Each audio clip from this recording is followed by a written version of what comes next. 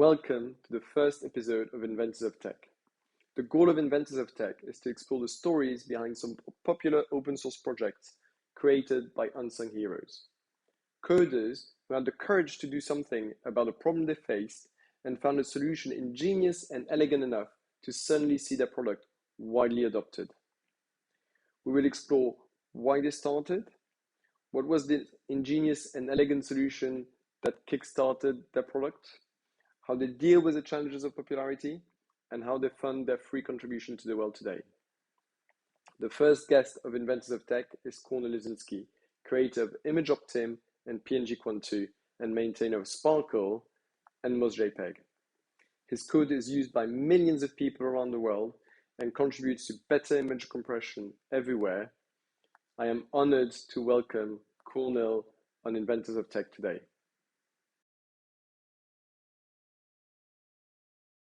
Well, thank you so much, Kornel, for your time and accepting this kind of interview in a way. I wanted more to be a discussion around your projects.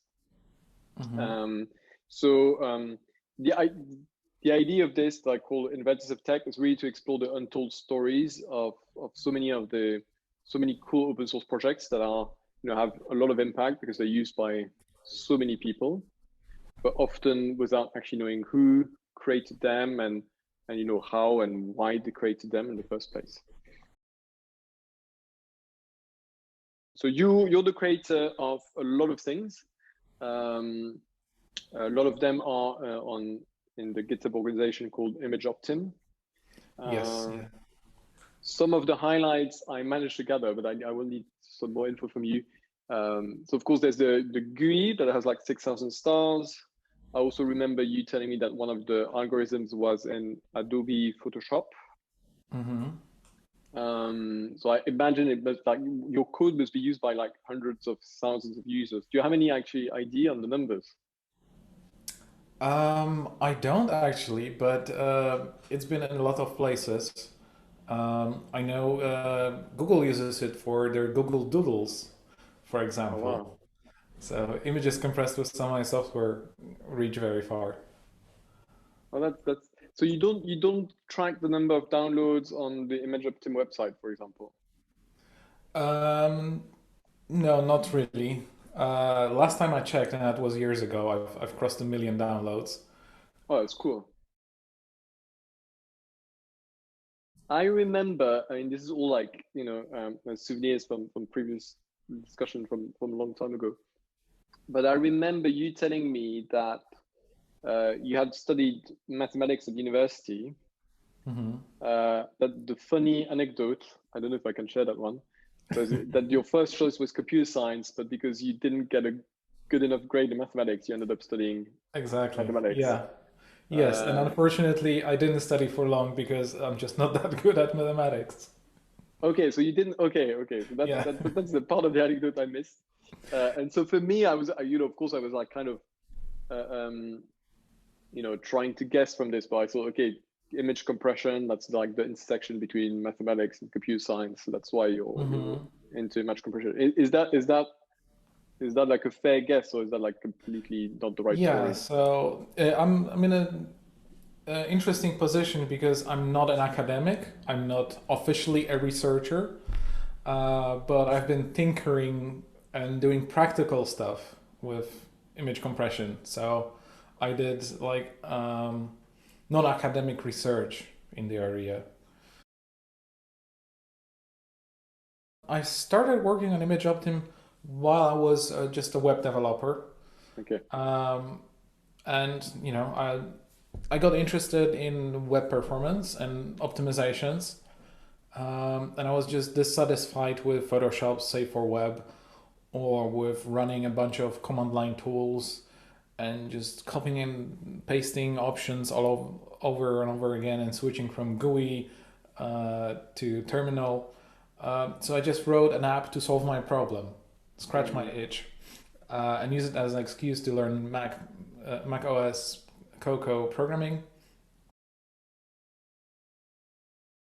Once I've just glued a few tools together, I wanted to get more out of those tools. And especially PNG Quant was the first I really cracked open.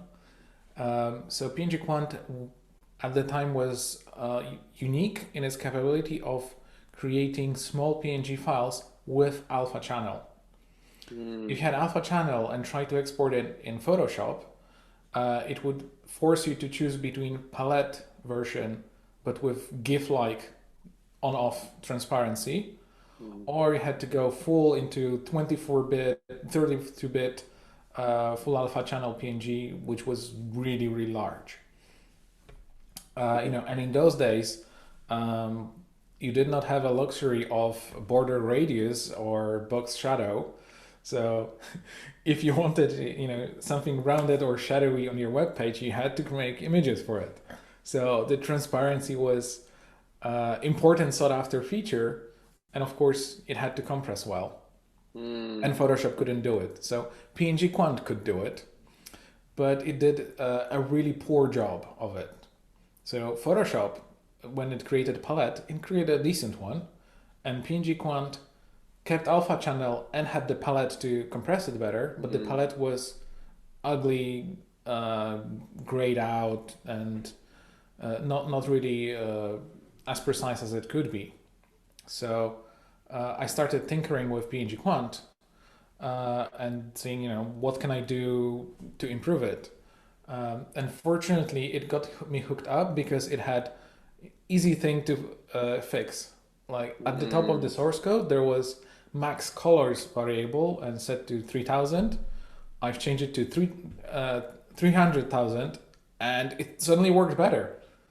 And then I got deeper into it and actually changed the algorithm, researched how to do dithering and error diffusion properly, gamma correction, and many more details. I have this souvenirs of you having Raspberry Pis all around your flat running the tests. So it weren't Raspberry Pis because my tests work only on Macs, but Okay. it was like my personal Mac, my old Mac, my girlfriend's Mac. I added support to SSH to any Mac that I could to run the tests on it. Yes, because I Oh, had thousands of images, and if I just changed some variable in the code, it usually would improve or worsen things by like 1%. So to make a statistically significant measurement, I needed to test lots of images with lots of parameters. Yeah, so I was cooking my CPU all day long. The initial website for it was absolutely awful. The icon was, I've just Googled how warning sign for crushing looks like and drew this.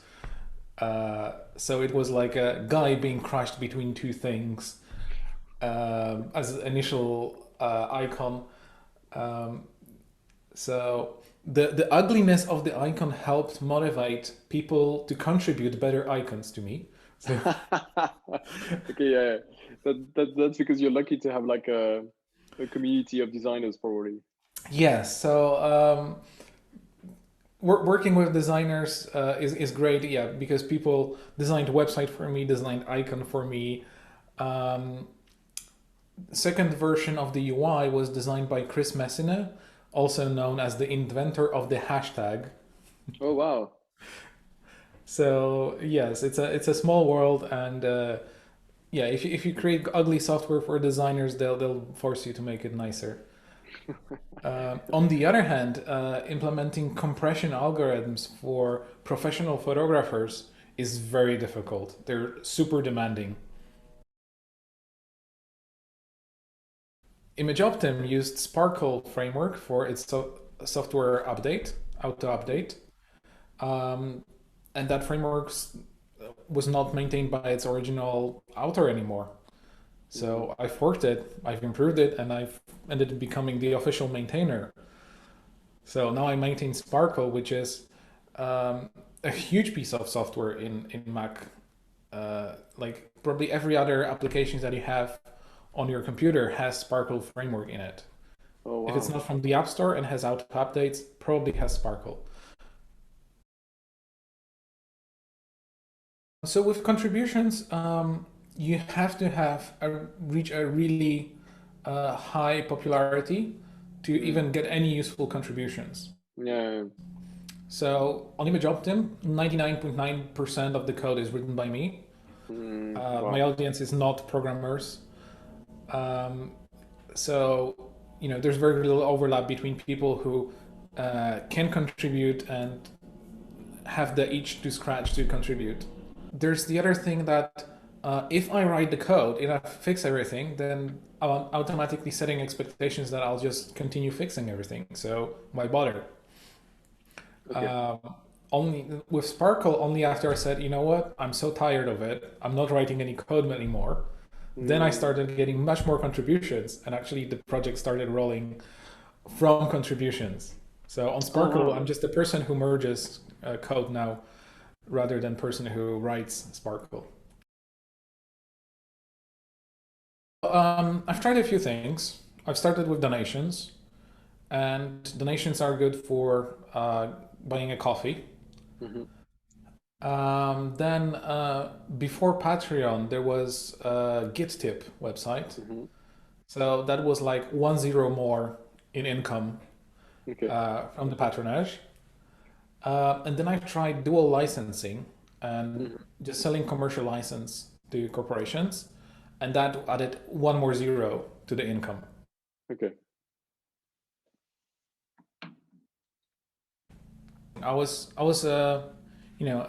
When I started doing it, I initially was afraid that people will get upset that I'm making it commercial and it's not really free software spirit and so on.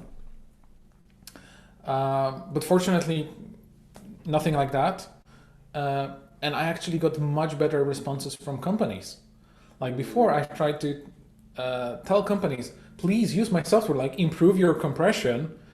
I'm giving it for free. Just put it in your program and you will have better output. And I won't have to chase everyone in the world to fix your files. But there was like, nah, maybe. But once I'm a company and I give them a contract to sign and I charge them money, they somehow appreciate it more. Um, and they have the signed documents to show them to corporate lawyers who are then happy because they're buying software from a reputable company instead of getting software from some guy on the internet. The dual licensing has really worked out for you in Yes, this yeah. example. Ah, that's really cool. That's really cool. So And like, and I like it. I think that's the best of both worlds because the software is still available for free. PNG Quant, for example, is available in Linux distributions. mhm. They have no problem with free software licenses. But on the other hand, a bunch of companies that want to put a coffee in the App Store, well, Apple Mm. bans free software from App Store. Like Okay. it's completely Yeah. banned. Like free as in freedom rather than free as in beer Mm. or free labor for corporations. Yeah, if you want to put in the App Store, well, then there's money involved anyway, and that supports my development. One of the reasons why I went for the dual licensing as well is that I've noticed people are starting companies around my software. They're like, putting logo and credit card form on the software I wrote, uh, and it's their product, not mine. So Oh, that wow. made me feel kind of stupid. I should have done this. So eventually, I've Mm. done it too. And when you've just released a small project, you don't care about license. You're not Mm. starting a company. You've just wrote something for fun, so you give it for free. And then it grows, and then it becomes a serious project, and it takes as much as your effort as a day job, but Mm. it's still free because you want to be nice and just share and have people use it. But then, yeah, it becomes a core product of some corporation, and then you feel stupid. Like they've sold it for $1 million, and you don't have this $1 million. So, Mm. so at some point you realize, wait a minute, I'm just doing free work for that other company, and you don't want this to be that free that permissive anymore. Mm.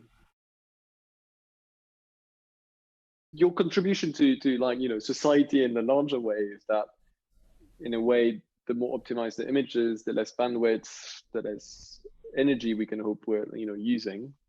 Is that something that you've thought about, and have you actually looked into it? Because for me, when I was thinking about that, I was like, do we waste more energy transporting bytes, or do we waste more energy actually compressing and decompressing on both sides? Well, the assumption is you compress once and then you transfer it and decompress many, many times. Mm-hmm. So I don't think you can uh, overdo the compression because the multiplier for publishing is so great. And the decompression is not too expensive usually.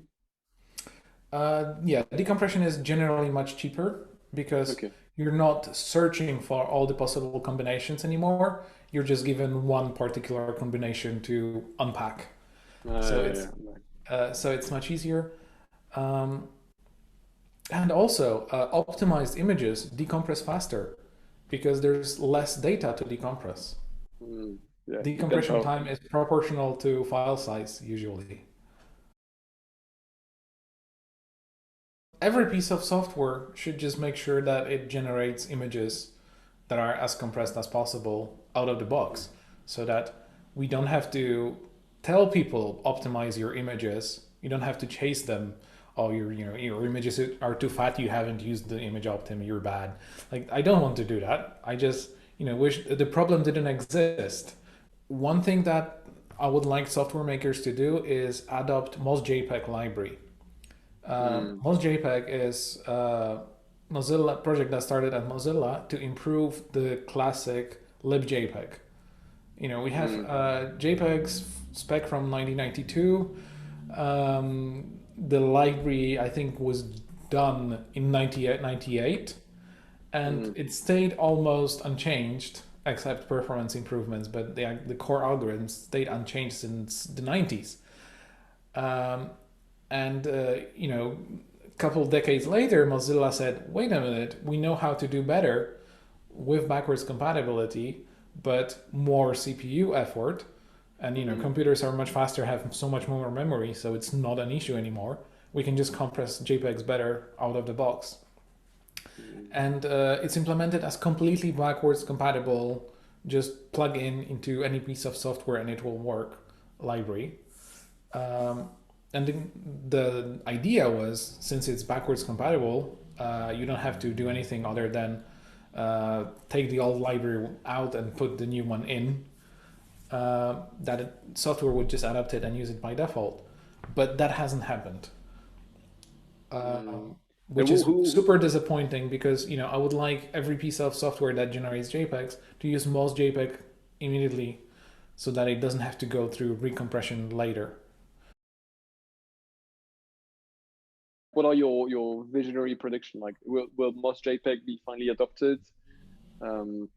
Who's going to drive adoption of these new things? Is green IT going to help? So my prediction changes to possibly nothing changes substantially. So with imageoptim, I thought when it started becoming popular, I thought, okay, it's like probably the last year or two of its popularity, because once people figure out you have to optimize your images, the programs will improve, or we'll just get more bandwidth and people will stop caring about this at all. Or like new image formats will come around and obsolete all of the other formats. And that hasn't happened to a large degree.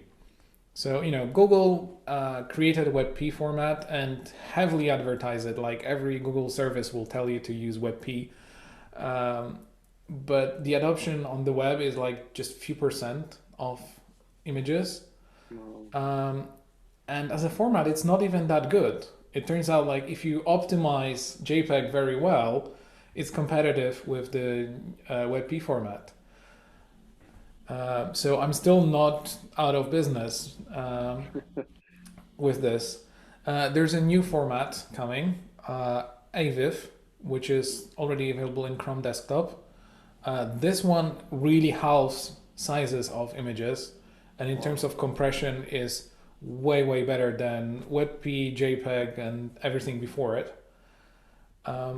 But I don't think people will switch despite this being so much better, because it requires changes in all of your tooling, all of your workflow. Uh, it requires knowing that this format exists and you can use it in the first place, and even that is a barrier. Um, and of course, there's going to be backwards compatibility problems. So what I really notice is that there's a huge value in compatibility, because we use image formats not just for compression, but for interchange. So sometimes it's more important that everyone can just see your image and open it and remix it and share it and so on without getting errors or being asked to download special app. Then it's just then saving a few more bytes by switching to another format. I think for me the next problem is educating people about what the options are and how to use all the tools that they are there. Mm. Because tools have been available for many years, and I still find the completely unoptimized images, wrongly sized, not using even what is there. This is also disparity between people in the web performance community who know all the tricks and trying to squeeze extra performance of the latest image format, latest network protocols, and everything is super done, versus on the open web, like the average website is just terrible. It doesn't do even the basics. Mm. Yeah, and it's very much about, developer experience. Like the easier it is for dev to add, good optimization step in the Yeah. process, It's the not, the, sometimes the it's more not the adoption. even developer experience. For example, if you have a CMS and people managing the CMS can upload images, uh, if you don't add automatic resizing and optimizations to your CMS that does the right thing, then you cannot expect from non-technical person who just writes on the blog about the weather or something to be an expert in image formats and optimizers and do the file processing for you. Mm. So, they'll probably take their camera or latest smartphone with multi-megapixel uh, camera, upload huge file, and that's what you're gonna get served to everyone. So hopefully, I'm an optimist. So I believe that this this kind of conversation will happen more and more, and people will start Mhm. enabling stuff. Well, uh, Cornell, thank you so much for your time. I love the conversation. I mean, it's incredible the where from tinkering with to learn Cocoa to having like millions of downloads. I hope we'll inspire some people to contribute, donate if they want, use the commercial license if they're a company, and or start their own project if they feel inspired.